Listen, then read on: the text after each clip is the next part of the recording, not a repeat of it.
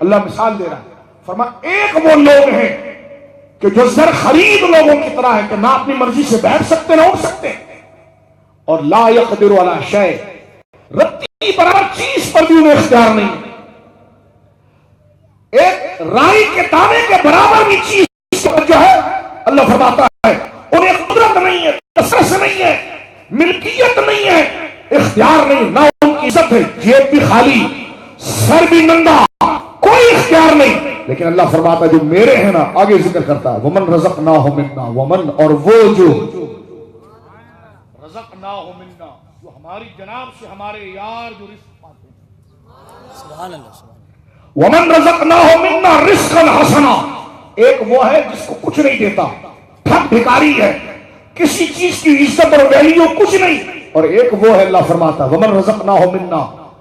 اور جو ہماری جناب سے خاص حصہ عزتوں کا پاتے ہیں، بولو سبحان اللہ، سبحان اللہ، منا،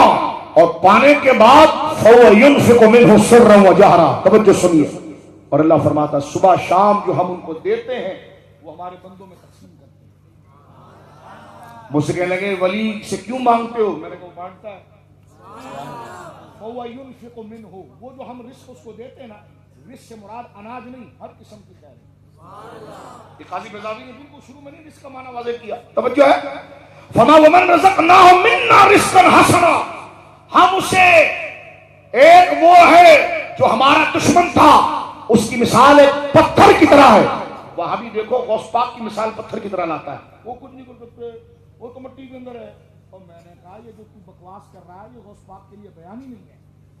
ہم تجھے کہہ رہے تھے ریوائو کر، تو ہے اس پارٹی کے اندر۔ میں نے کہا سن، یہ جو تو کہہ رہا ہے نا ولی پتھروں کی طرح بے جان ہے، وہ کچھ نہیں کر سکتے، میں نے کہا وہ تو اللہ نے پہلی آیت میں اوپر کافروں کے بارے میں کہا کہ لا یقدر علی شیء، انہیں کوئی عزت نہیں، لیکن جب ولیوں کی بات آئی تو اللہ کہتا ومن رزقناہ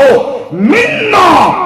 ولی وہ ہے جن کو ہم اپنی جناب سے وافر حصہ دیتے ہیں، سبحان اللہ، سبحان اللہ، بولو ہاتھ اٹھا کے سبحان اللہ، سبحان اللہ، دیتے ہیں، اور پھر دینے کے بعد وہ اپنی ذات تک نہیں رکھتے، کہہ رہے ان کو دیا نا ہم کیا کریں، میں نے کہا مولوی صاحب آگے بھی قرآن پڑھو، اللہ آگے کہتا فَهُوَ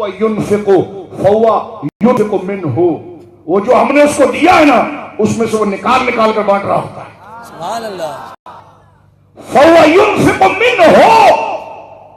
جو ہم اسے رزق دیتے ہیں، رزق سے مراد ہر حصہ، سعادت کا، عزت کا، کرامت کا، جنت کا، بخشش کا، محبت کا، جو حصہ دیتے ہیں وہ رکھتا نہیں،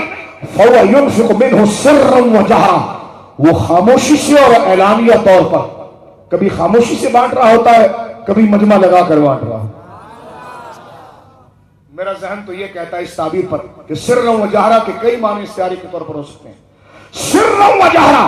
جو ولی ہوتا ہے وہ کنگلا نہیں ہوتا، کہتے جی ولی کے پاس کیا ہوتا ہے، میں نے کہا قرآن کا انکار کرتا ہے،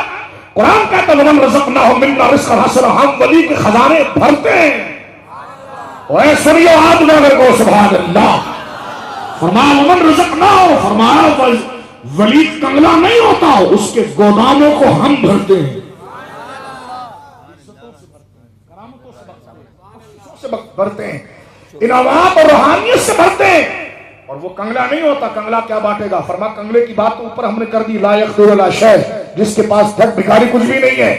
فرما ہمارا جو بندہ ہے خاص، اس کو ہم دیتے ہیں، دینے کے بعد وہ گودام کو تالا نہیں لگاتا، اس کو ہم ذریعہ بناتے ہیں، مال ہمارا ہوتا ہے، بانٹتا وہ ہے۔ کہتے ہیں دیکھو مال تو اللہ کا ہے نا، میں نے کہا بانٹنا تو وہ ہے، کہنے کا اللہ سے لونا، تو میں نے کہا بھائی جو بانٹے گا اسی سے لے لینا، ورنہ اس کو بانٹنا تو اب ہوا بیکار، جب وہ بانٹے اور کوئی لے نا، جب وہ بانٹے کوئی لے نا، تو قرآن نے کیا عزت دی پھر ان کو، پھر بات کہاں جائے؟ ابے جب بانٹنے کا مطلب ہی یہی بیان کیا جا رہا ہے، بے وقوفی یہاں جو یہ کہا جا رہا ہے فَوَ يُنْفِقُ، وہ بانٹتا ہے، تو اللہ نے یہ کہہ کر ہمیں بتایا کہ ابے وہ بانٹ رہا ہے تو تو کیوں منہ لٹکایا ہوا، لینے پہنچنا اس کے بعد